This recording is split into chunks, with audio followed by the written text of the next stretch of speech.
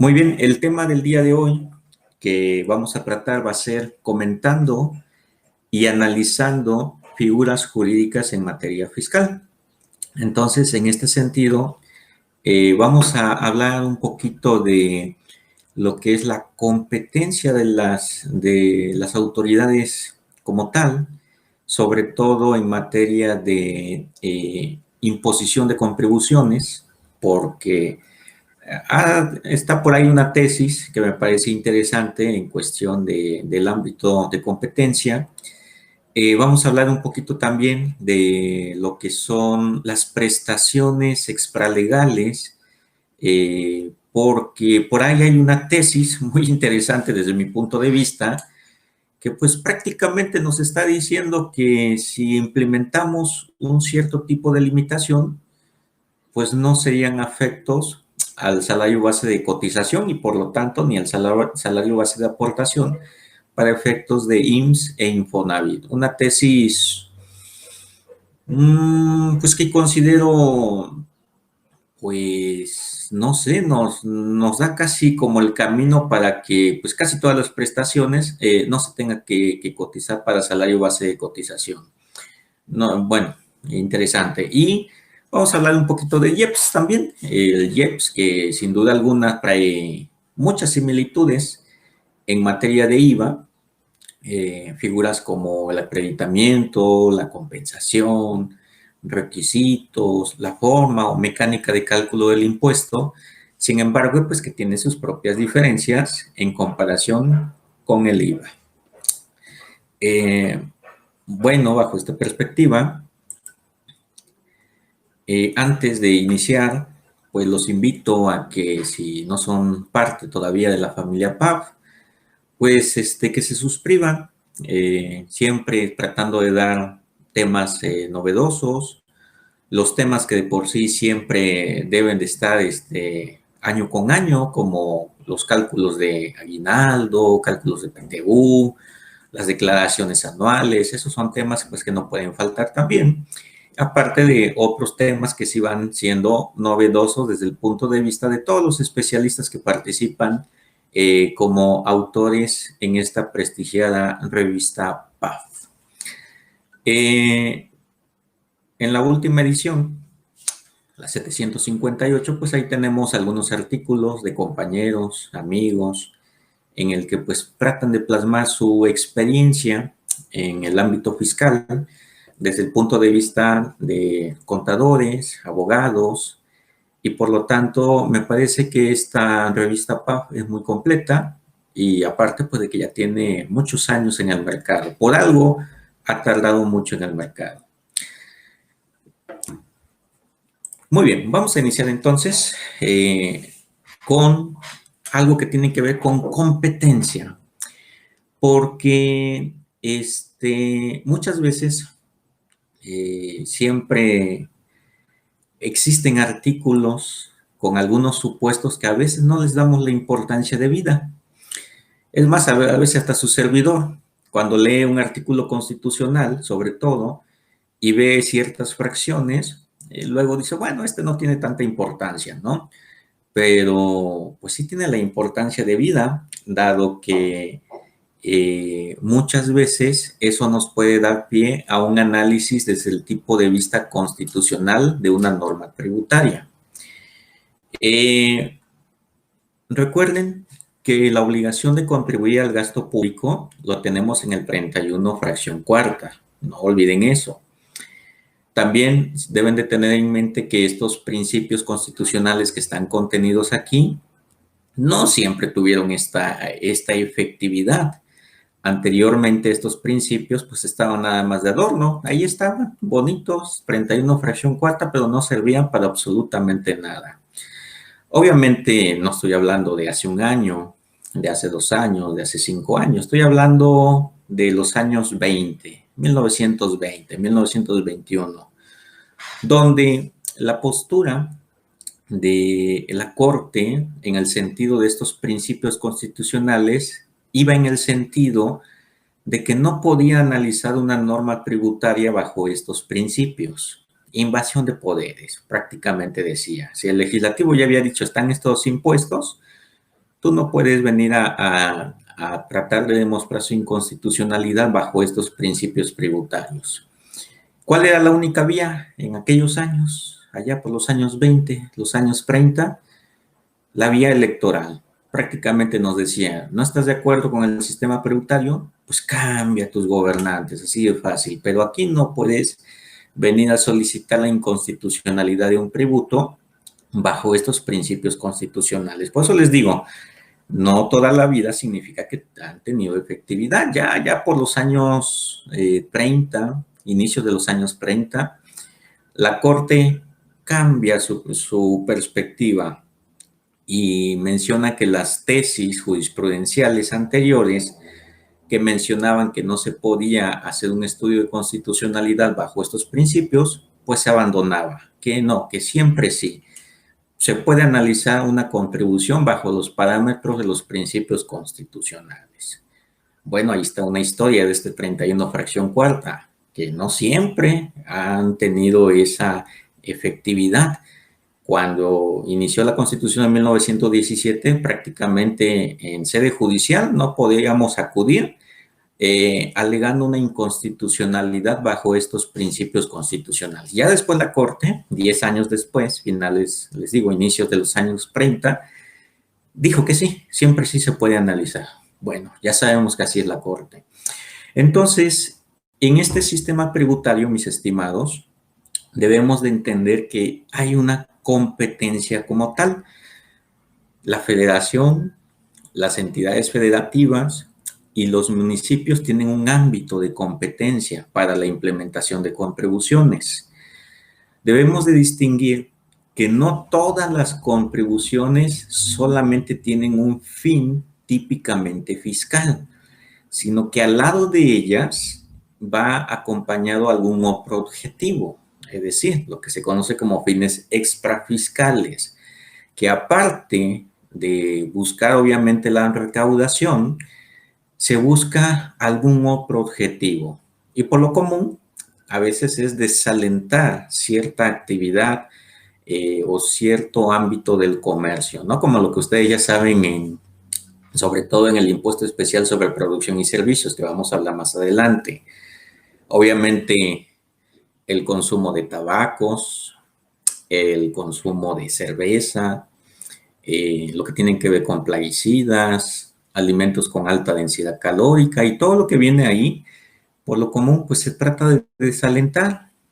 No conviene tener una población con problemas de tabaquismo, no conviene tener una población con problemas de alcoholismo, porque aparte de que al final del día se le tiene que atender en instituciones de salud, pues dan pie a accidentes. Ustedes lo saben perfectamente, una persona que no controla su problema de alcoholismo, tan fácil que se sube a su automóvil, no sabe ni lo que está haciendo y ocasiona accidentes. Entonces, las normas en materia tributaria también, algunas traen acompañadas fines extrafiscales. Sin embargo, cuando se va a implementar una contribución, sobre todo a nivel entidad federativa, se tiene que tomar en consideración si está dentro de su ámbito o facultad de legislar, porque puede ser que sea una competencia exclusiva de la federación, sobre todo cuando estamos hablando de los impuestos ecológicos. Al menos aquí en donde está su servidor, pues no tenemos como tal estos impuestos ecológicos, pero otras entidades federativas sí tienen o han implementado estos impuestos ecológicos a nivel entidad federativa.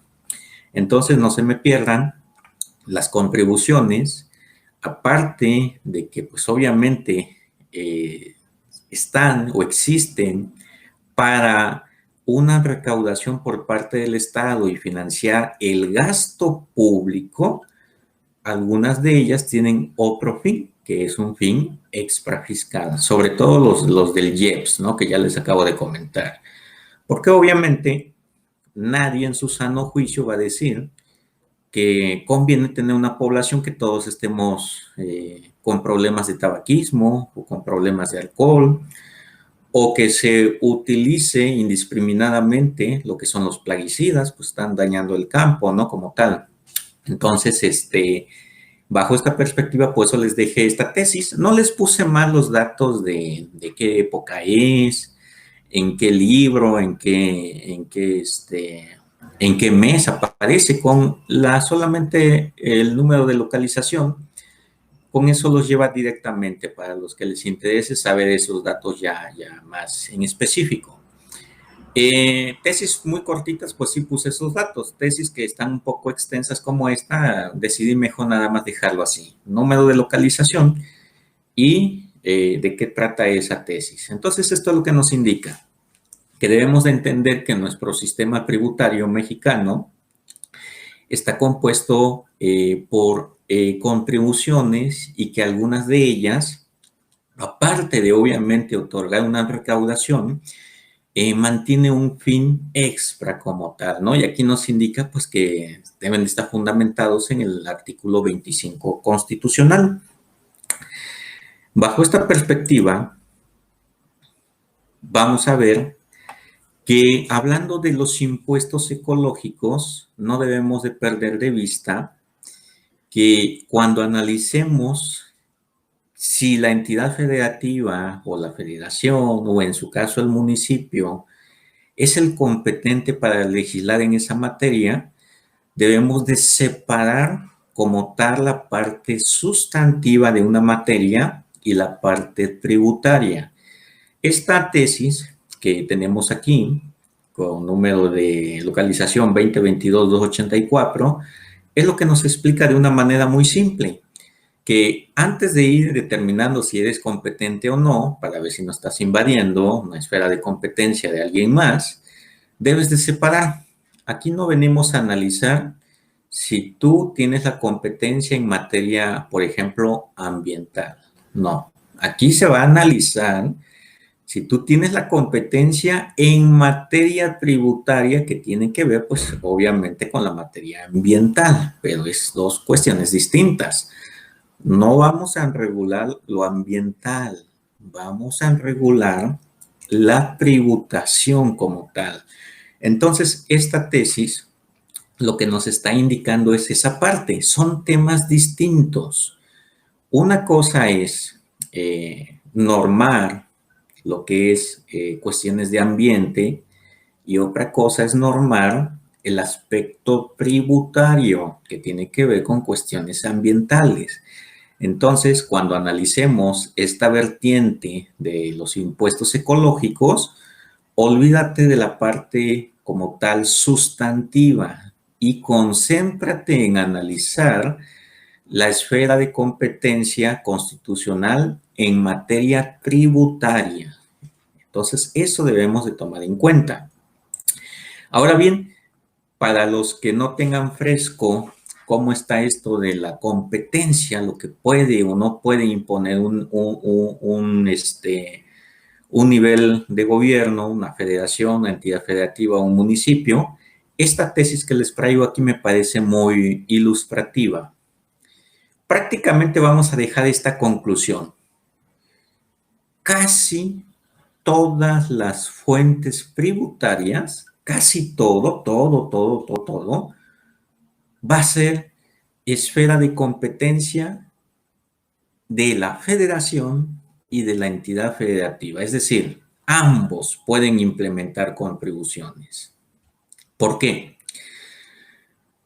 Porque el artículo 124 constitucional menciona que todo aquello que no esté expresamente reservado a la federación se va a entender que es entonces competencia de la entidad federativa. Entonces prácticamente nos está diciendo, si la Constitución no dijo a quién le toca los impuestos de una determinada fuente tributaria, es a la entidad federativa, así de fácil. No es a la federación, no. El 124 constitucional dice que si no se especifica que es para un ente determinado, es para la entidad federativa. Desde ahí debemos de partir. Entonces debemos de ver cuáles son los que se le otorga a la federación y prácticamente los únicos que se le otorga a la federación son estos que tenemos aquí. El artículo 73 nos dice, el Congreso, obviamente el Congreso Federal tiene facultad y nos vamos hasta la fracción 29. Todo lo que esté en la fracción 29 es competencia exclusiva de la federación. Si hacemos un análisis con relativo de este 73, 29 y 124 constitucional, llegamos a la conclusión que nada más esto es para la federación. Y todo lo demás técnicamente es de la entidad federativa. Entonces, si teníamos la idea de que prácticamente todo era de la federación, pues no, es al contrario. Casi todo es para la entidad federativa. Entonces vamos a ver cuáles son los exclusivos de la federación, porque aquí viene el punto de por qué estoy hablando de los impuestos ecológicos, por qué estamos tratando esta parte como tal. Pues para la federación, como ven, algo muy típico, el comercio exterior. El comercio exterior es una competencia exclusiva de la federación, por eso si ustedes se hacen curiosos en el sentido de que van a buscar, no sé, una ley de comercio exterior de una entidad federativa, pues obviamente no lo van a encontrar porque pues es facultad exclusiva de la federación. ¿Qué más? Pongan atención en esta parte número 2. El numeral número 2 menciona que los aprovechamientos y la explotación de los recursos naturales es exclusivo de la federación. No se les olvide esa partecita que a lo mejor uno no le da la importancia debida, pero que prácticamente le está diciendo a la entidad federativa, cuidado, no vayas a invadir una competencia exclusiva mía. Sobre todo tú que estás implementando los impuestos ecológicos. Cuida esa parte de que pues no regules de tal manera que me estás invadiendo una competencia que es mía, que es de la federación. Y aquí otro de los importantes, pues son los especiales que yo les decía, esos que tienen, aparte de ese fin fiscal, de ese fin que es meramente en recaudación, un fin de, ya sea alentar o desalentar cierta actividad económica. Aquí, por ejemplo, les decía el de los tabacos, pues, a ver, ni modo que lo estemos alentando, ¿verdad? Que la población empiece a fumar o que la población empiece a tomar indiscriminadamente. Obviamente no.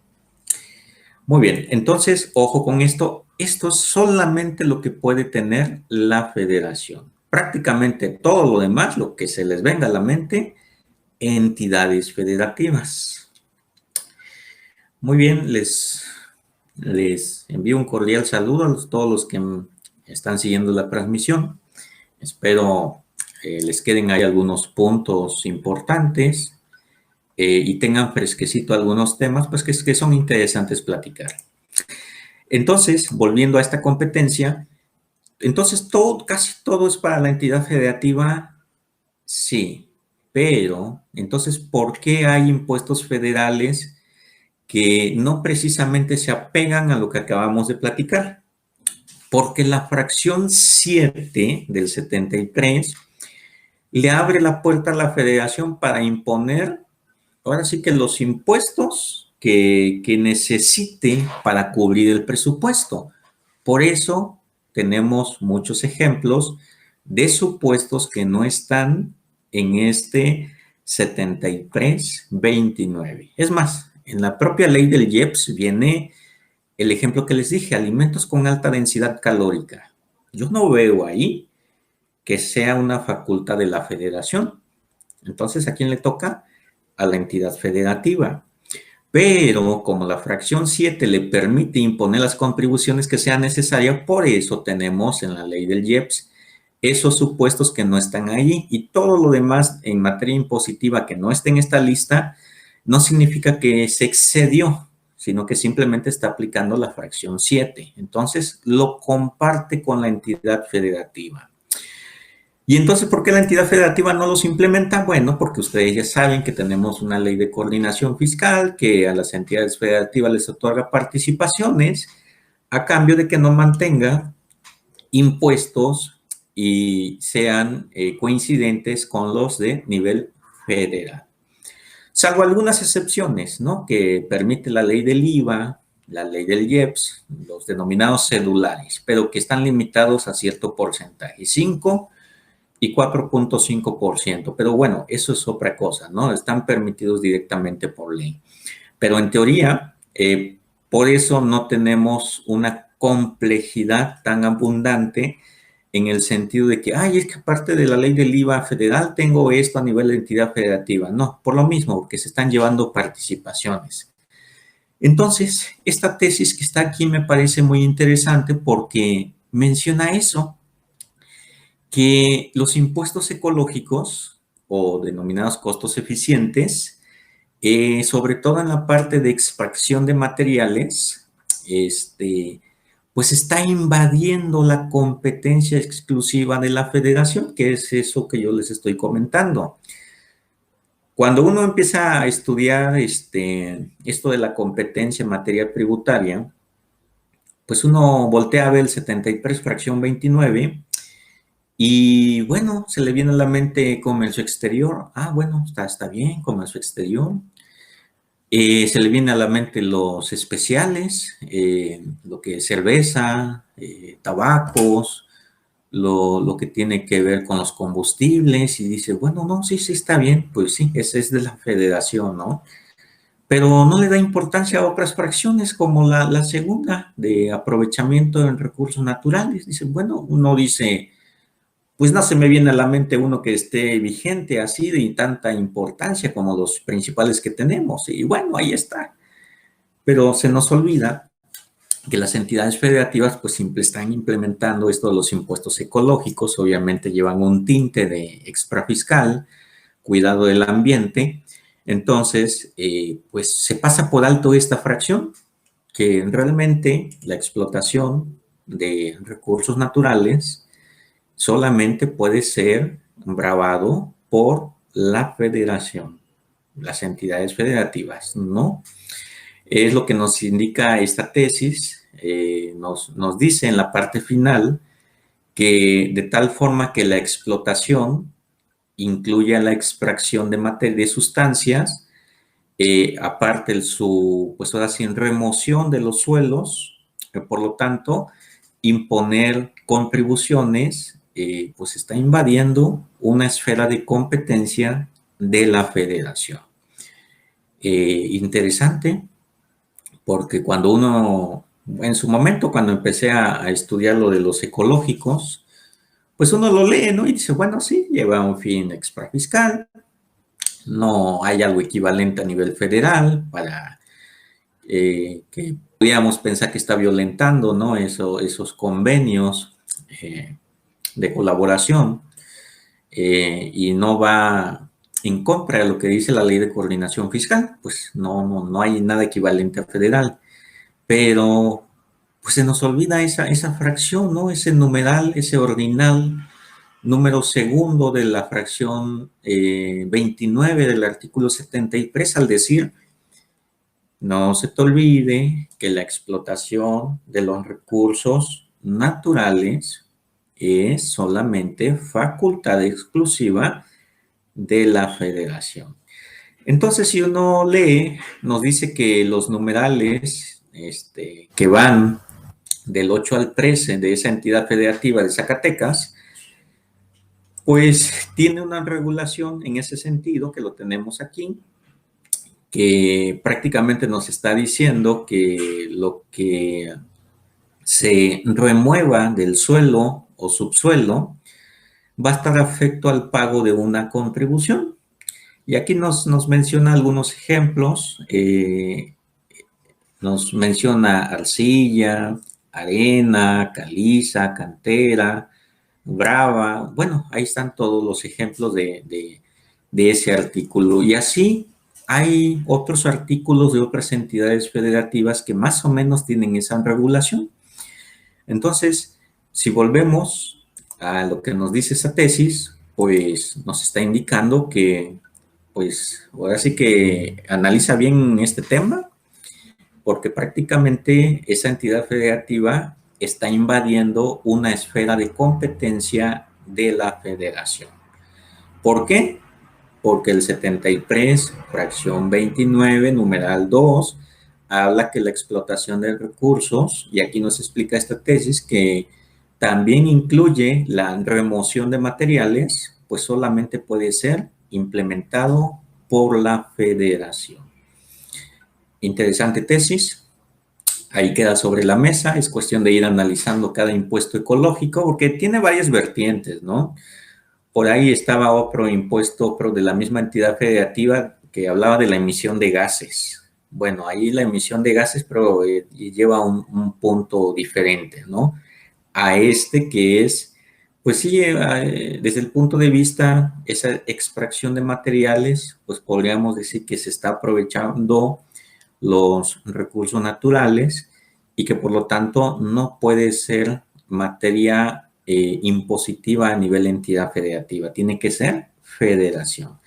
Pero bueno, para los que les interesa el tema, ahí tienen esa tesis 2022-71, es una tesis aislada, pero que pues, nos puede dar varios elementos para a lo mejor perfeccionar algún otro argumento, ¿sí? O darle seguimiento a lo que ya se plasmó aquí. Muy bien, les hablaba también de algunas prestaciones extralegales. Acuérdense que la Ley Federal del Trabajo, en cuestión de pago de salarios, siempre nos indica de que, pues debo de pagar, ya saben, ¿no? Al final del año, su aguinaldo, ya en estos tiempos, prácticamente en mayo, junio, lo que es la PTU, vacaciones, prima vacacional, horas extras, las prestaciones que vienen de ley. Tanto es así que pues ahí nos menciona unos mínimos que se tienen que estar implementando. ¿Qué es lo que yo siempre he criticado de la fracción 30 del artículo 28 de la ley del ISR? ¿Por qué lo critico? Porque no me permite la deducción total de estas prestaciones que a la vez están exentas de pago de impuesto. Y lo critico porque al final del día, estos pagos que yo hago de aguinaldo, de PTU, de horas extras, de vacaciones, pues no los hago porque yo quiero, los hago porque la Ley Federal del Trabajo me obliga. Y si me está obligando, ¿por qué no me reconoces el 100% de deducibilidad? ¿Por qué me quitas un gran porcentaje? No los estoy dando yo. Bueno, si los diera yo, pues está bien, vamos a pensar que lo puedes limitar, ¿no? Pero esto, desde mi punto de vista, es una deducción estructural, es indispensable para la actividad de la empresa. ¿Y por qué me la estás limitando, no?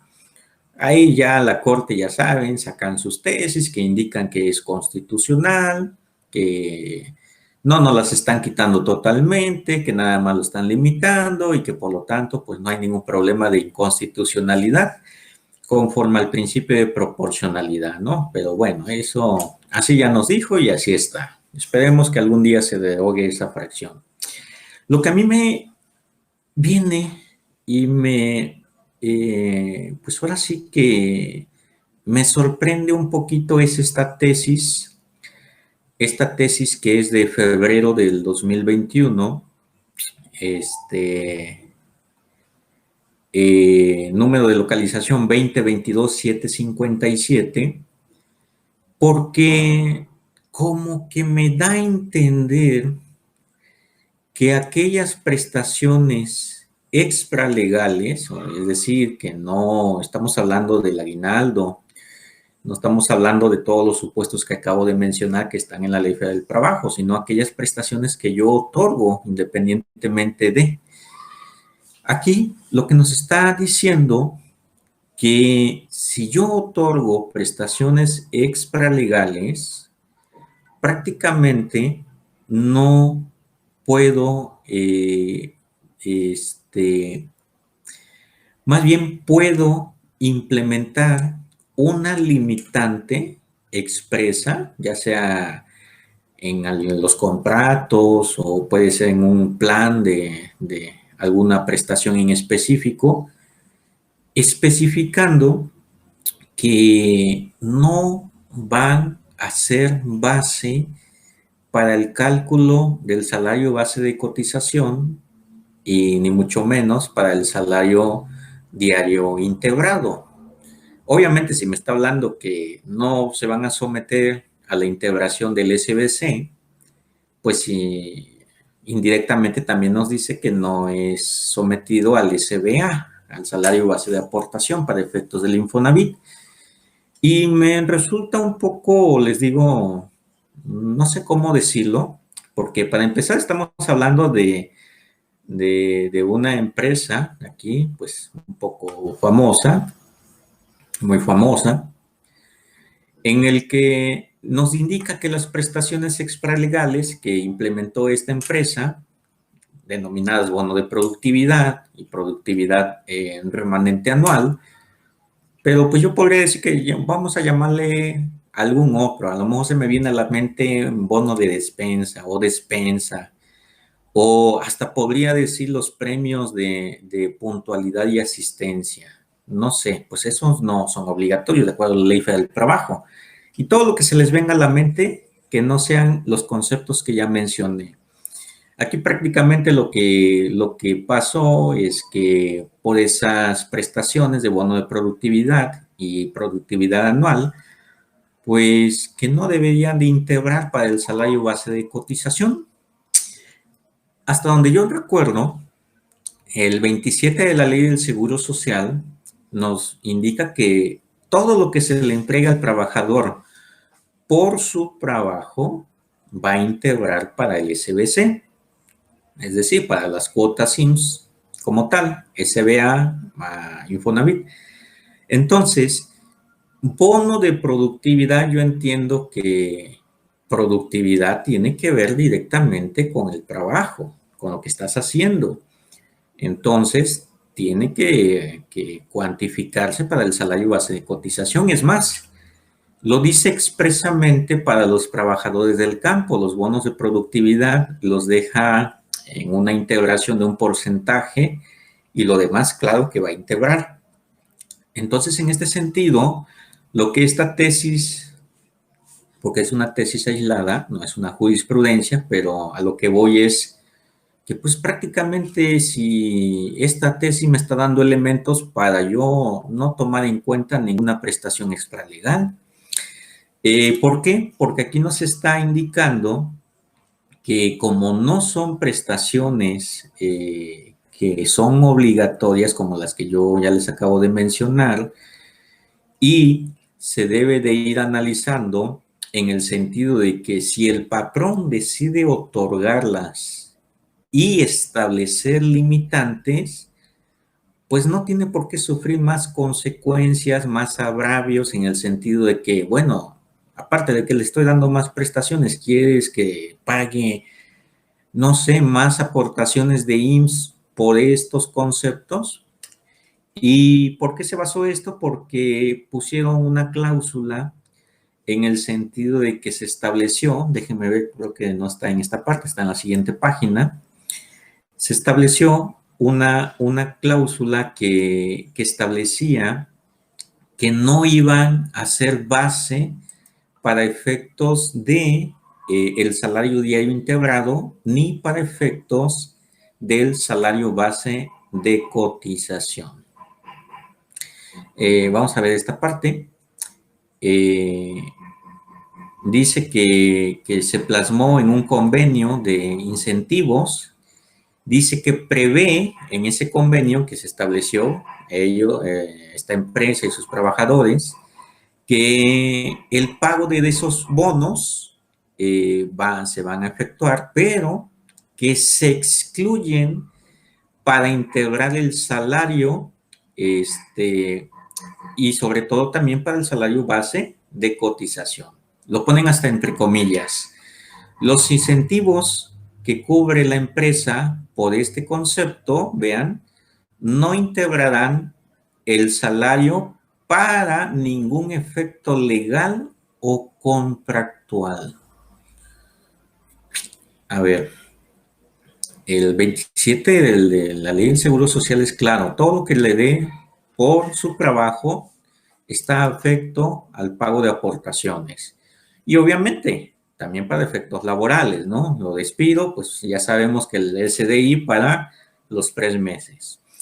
Pero si el patrón, olvidémonos que es Telmex, porque está hablando de Teléfonos de México, pensemos que al momento de contratar a una persona le dice, vas a ganar tanto.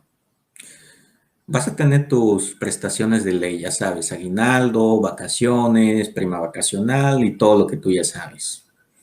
Y aparte te voy a dar todas estas prestaciones extralegales. Pero implementa algo similar.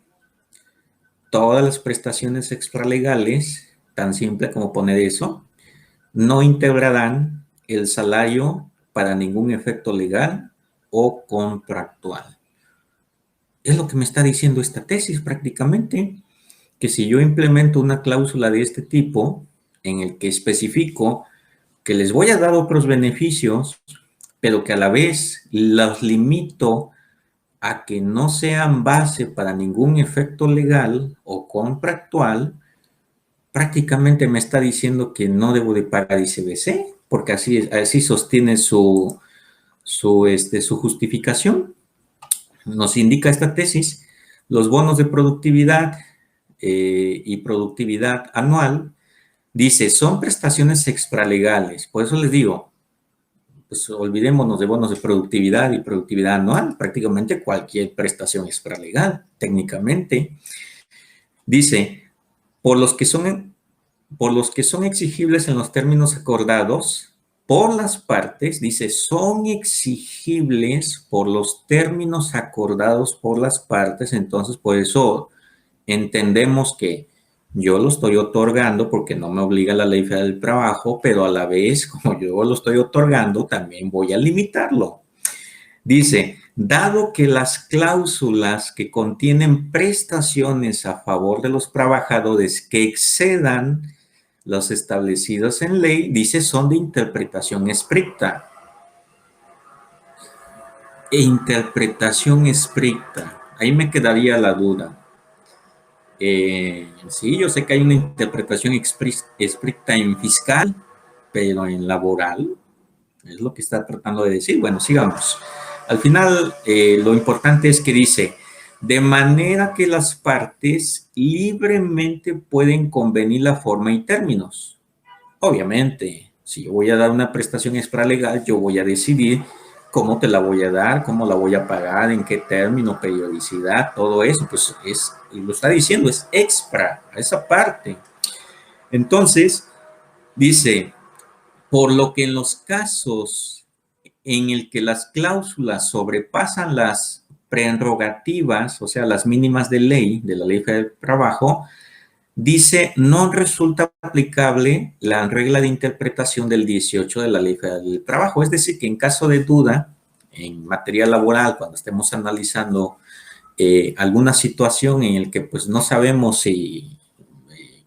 hacia quién nos vamos, al trabajador o al patrón, pues siempre va a ser a favor del trabajador, eso es lo que indica el 18, ¿sí? En caso de duda, a favor del obrero. Entonces nos dice, porque debe de interpretarse en forma estricta, conforme al 31 de la propia ley, que establece que los contratos obligan a lo expresamente pactado. Y por lo tanto, vean cómo dice, no debe imponerse al patrón cargas superiores a las expresamente convenidas. Pues yo no sé, me sorprende esta tesis porque entonces, si me está diciendo que yo puedo dar prestaciones extralegales, que yo puedo definirlos cómo las voy a pagar, la forma, términos, eso ya lo sé que lo puedo hacer porque las estoy dando yo, pero si implemento una cláusula limitativa que diga que no, a ver, ¿cómo decía textualmente? Que no, no integrarán al salario para ningún efecto legal o contractual. O sea, nada más con eso ya no pago salario base de cotización, salario base de aportación. Prácticamente esta tesis me está indicando, pues ahí tú tienes una vía para que pues tus nuevos trabajadores, en lugar de que le pagues 10, págale 6 y los 4, pues manéjalo como pues una prestación extralegal, implementa la cláusula de limitación, que no van a jugar para ningún efecto legal o contractual, y pues ya nos zafamos del SBC, porque así lo está diciendo. Dice, es más, leemos el título de la tesis. Trabajadores de teléfonos de México. Por eso le digo, nos olvidemos de que es Telmex. A lo mejor porque es él, o no sé por qué, si eso influyó. Dice, las prestaciones extralegales, y yo no me quedo con eso de bono de productividad y productividad anual. Realmente, si está hablando de ellas dos, los argumentos que nos dice aquí, pues vale para cualquier cosa que sea extralegal. Dice, no integran el salario para efectos, vean bien, no integra el salario para efectos indemnizatorios, es decir, si te despido injustificadamente y cuando calculemos el salario diario integrado para efectos de liquidación, todas las prestaciones extralegales no las vamos a considerar porque yo ya la limité desde el momento que te contraté. Y vean, ni tampoco, o sea, no va a jugar para el salario base de cotización. Pero yo vuelvo a insistir, si leemos el 27 de la Ley del Seguro Social, es claro al decir que todo lo que yo le entregue por su trabajo, y el bono de productividad, obviamente, productividad, trabajo, tiene que pues, tomarse en cuenta. Si lo excluye para los trabajadores del campo, y si lo está excluyendo, indirectamente se entiende que confirma lo que estoy diciendo. Pero si uno implementa esa cláusula limitativa de que no van a jugar para ellos, obviamente si no juega para el salario base de cotización, pues indirectamente también digo que no juega para el salario base de aportación. Pues ahí está la tesis aislada de Telmex, el que así se la sacaron fácilmente, pero que a la vez como que nos da ideas un poco, pues, no sé, pónganse a pensar qué pueden hacer con estos argumentos. No digo que lo hagan, por eso les digo el tema del día de hoy, analizando y comentando algunas figuras, ¿no? Y sobre todo estas tesis, porque han salido otro tipo de tesis para efectos de IVA también, sobre todo de las figuras de las obligaciones. Salió una tesis que prácticamente me está casi diciendo o aperturando a que todos los intereses de todos los títulos de crédito de un pagaré, pues son exentos. Y obviamente no es así. Pero bueno, ese tema no lo traigo en diapositivas, sino que pues venimos a comentar esto. Ya vimos lo de los impuestos ecológicos, pero esta tesis, les digo, se me hizo, pues sí me sorprende un poco porque si solamente con una pequeña cláusula yo puedo evitarme el pago de cotizaciones, pues prácticamente puedo manipular todo, tan fácil como bajar los salarios, lo demás lo implemento vía prestaciones extralegales, implemento la cláusula delimitante de que no, que como, tal cual dice, no integrarán salario para ningún efecto legal y contractual y pues ya, no pago eso. Obviamente yo creo que el IMSS, el Infonavit, pues no va a estar de acuerdo en eso. Dudo que esté de acuerdo en eso. Pero bueno, ahí está el comentario. La despensa, pues prácticamente nada más le pongo, se otorgará una despensa, bono de despensa por tanta cantidad, eh, pero que no surtirá ningún efecto legal para efectos del salario, ¿no? Cuantificación de salario. Y ya, no le hago caso ni siquiera a los límites de la ley del Seguro Social. Es lo que me está dando a entender esta tesis. Muy debatible, no lo sé. Yo considero que no es así como dice, pero bueno, si es así, pues tenemos una apertura para hacer muchas cosas. Cosas que no estoy diciendo que se hagan. Solamente digo, me está dando apertura, me está dando ideas esta tesis. Pero bueno, ya saben que cuando se va a implementar algo, siempre tengan en la mente que puede llevar sus consecuencias. No nada más decir, bueno, ya lo dijo esa tesis, vámonos. Todo tiene una consecuencia. Y pues al final del día, ya saben, eh, la decisión siempre la toma el contribuyente. Uno le hace saber lo que puede o no puede pasar y la decisión es de él, no de nosotros. ¿Sí? Eh, muy bien. Ley del IEPS. Les comentaba que la ley del IEPS es una ley muy parecida a lo que es la ley del IVA. Por lo común estamos más familiarizados con lo que es la ley del IVA. Sin embargo, la ley del IEPS también tiene supuestos de causación por ciertos actos o actividades. ¿Cuál es esa primera diferencia que vamos a encontrar? Pues para empezar que no es tan extensa en cuestión de los productos que van a gravar IEPS a comparación de la del IVA. En la del IVA, pues prácticamente, si no es una tasa cero, si no es un exento o si no es un objeto, pues prácticamente lleva un 16, ¿sí? Y acá no, acá tenemos expresamente los productos que deben de llevar una tasa impositiva o una cuota dependiendo del producto. Y es más, cada uno de los productos hasta puede tener diferentes tasas impositivas. Aquí lo que me interesa platicarles es que figuras como el acreditamiento y la compensación no se manejan igual que en la ley del IVA. Tienen sus particularidades. Es más, lo que nosotros hacemos tan sencillo como saldo a favor de IVA, lo voy a acreditar para el siguiente IVA por pagar. Acá en IEPS no. Acá en IEPS no se llama acreditar, se llama compensar. ¿Sí? En su momento, hasta la misma PRODECON emitió un criterio donde nos decía que se podían compensar productos de diferentes clases. Porque aquí, otra cosa interesante es de que cada uno de los productos lo debemos de tomar en cuenta como que si fuera un impuesto o contribución diferente.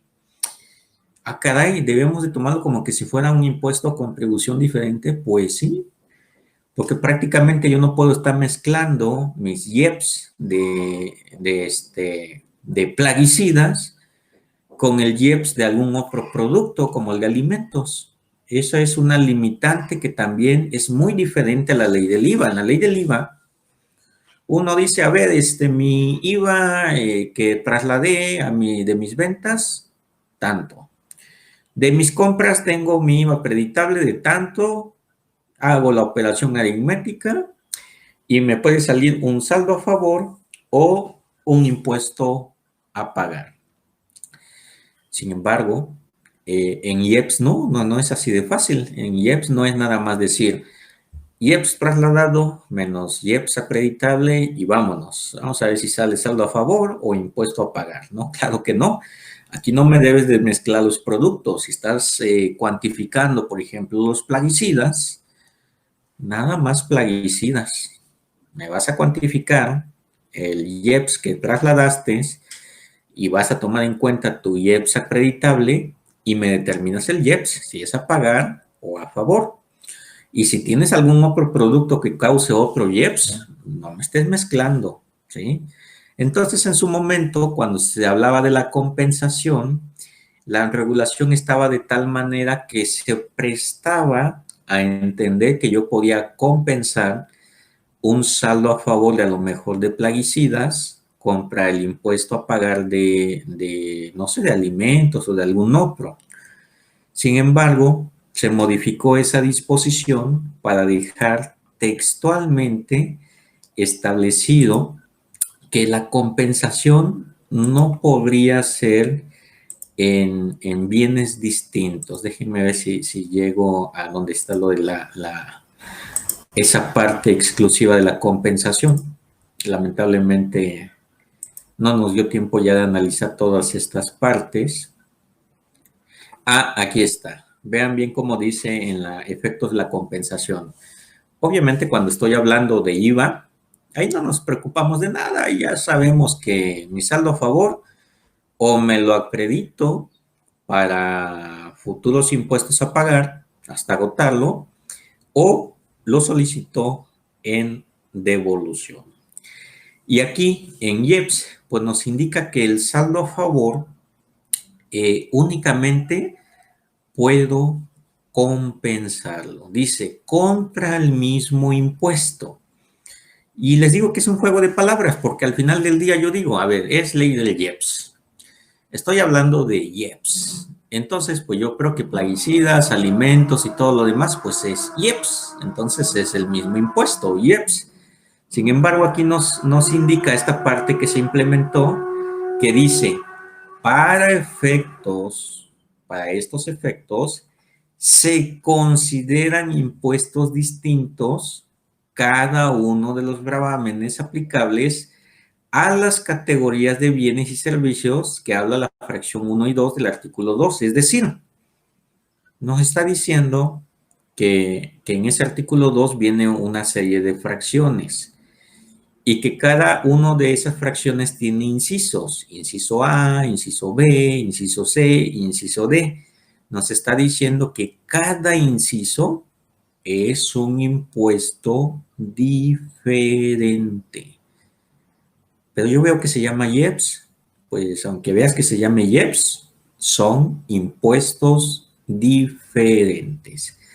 Antes no estaba esta partecita de lo que es para estos efectos y pues quedaba la duda, ¿se podrá compensar o no? La PRODECON sacó un criterio donde decía que no había ninguna limitante y que lo único que se necesitaba para bienes de la misma clase era en la figura del acreditamiento, no en la figura de la compensación. Dos cuestiones diferentes, ¿sí? Entonces, no debemos de confundir, no lo que usted aplique en automático en la ley del IVA se va a aplicar directamente en IEPS. Aparte de que las condiciones para el acreditamiento también son diferentes.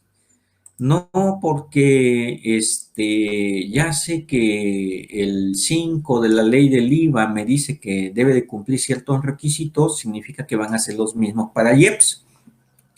Para IEPS tiene sus mismos requisitos y de hecho entre ellos está lo de esos bienes de la misma clase.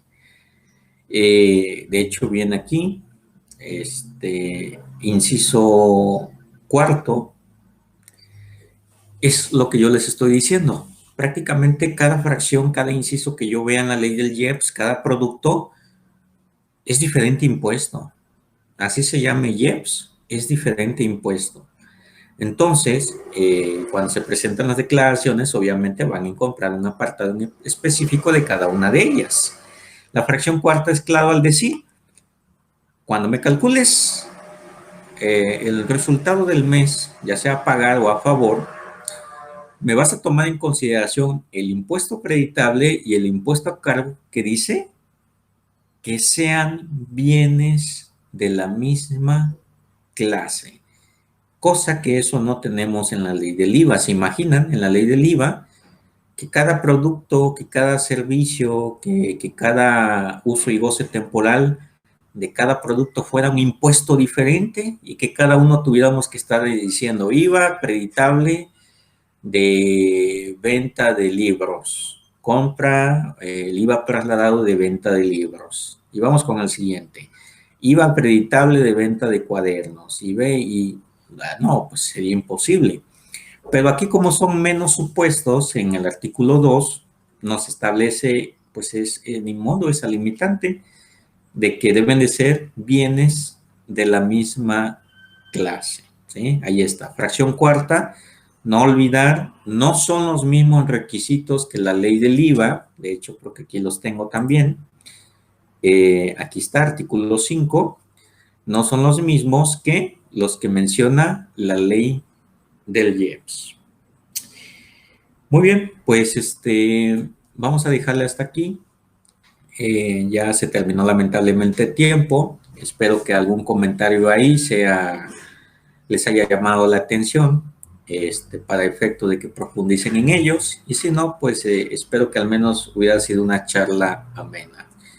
Les deseo una excelente tarde. Les agradezco mucho la atención y nuevamente un agradecimiento al maestro Joan, al maestro Ávila por la oportunidad de darme para pues seguir en esta plataforma muy interesante que es la Hora PAF.